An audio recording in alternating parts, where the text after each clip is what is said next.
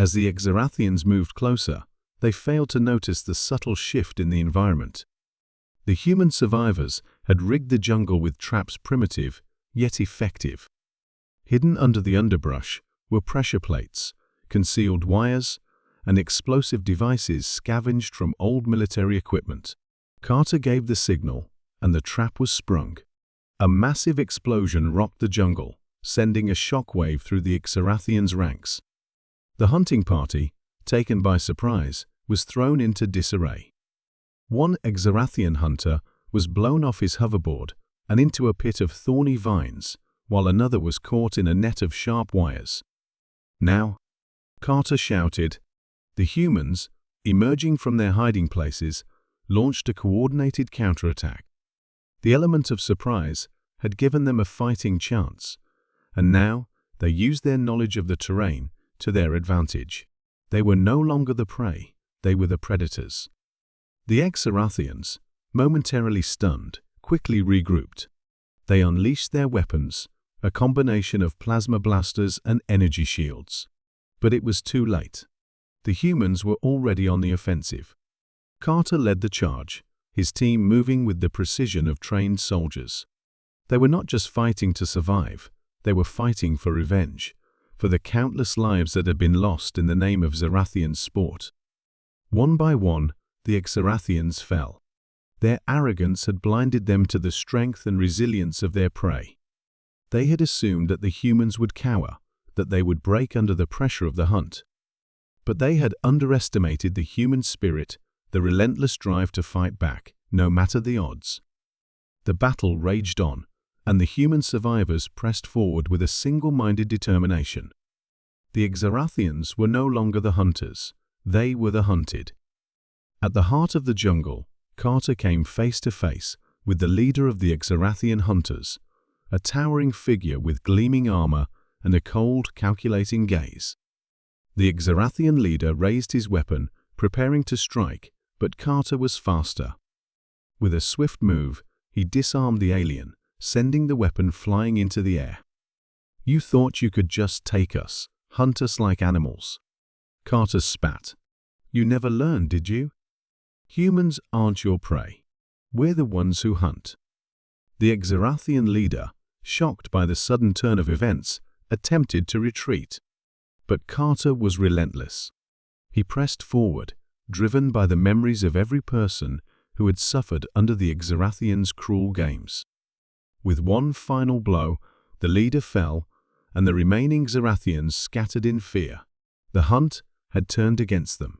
As the jungle grew silent, the human survivors stood victorious. They had taken back control of their fate, and in doing so, had shown the galaxy that humanity was not a species to be toyed with.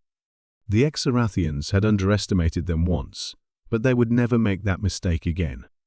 Humanity had risen, not as prey, but as the predators. And the galaxy would never forget the day when the hunters became the hunted. I hope this story captures the essence of an HFY tale, where humans turn the tide against their oppressors. Let me know if you'd like any changes or additions. 4O Mini. Meanwhile, far beyond the reaches of the Milky Way, in the dark regions of space, where light itself seemed to fear to tread, the Prometheus's activation had not gone unheard.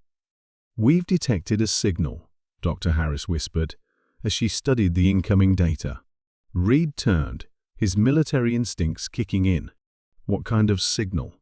"A distress call, but it's not from any civilization we've catalogued. It's ancient, but still active. Something's out there, and it wants to be found." The crew turned to each other, the weight of this discovery sinking in. Humanity's first journey into the stars was about to take an unexpected turn. The distress signal was a mystery, but what was certain was that whoever or whatever had sent it had been waiting a long time. Too long. The Prometheus adjusted its course, following the weak but unmistakable signal.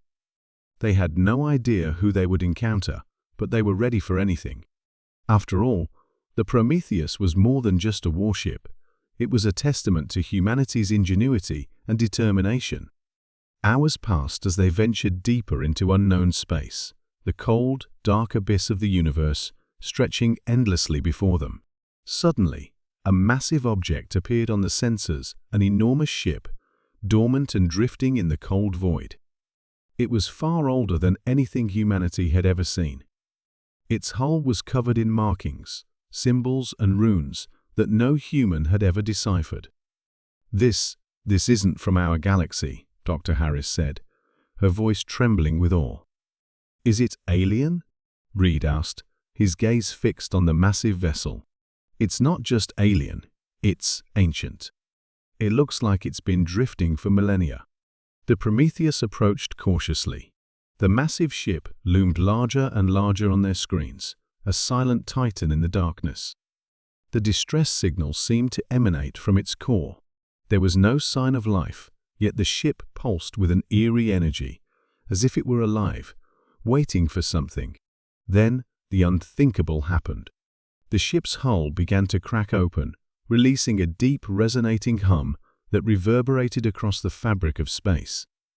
It was as if the ship itself had awakened from a centuries-long slumber, and now it was reaching out toward humanity.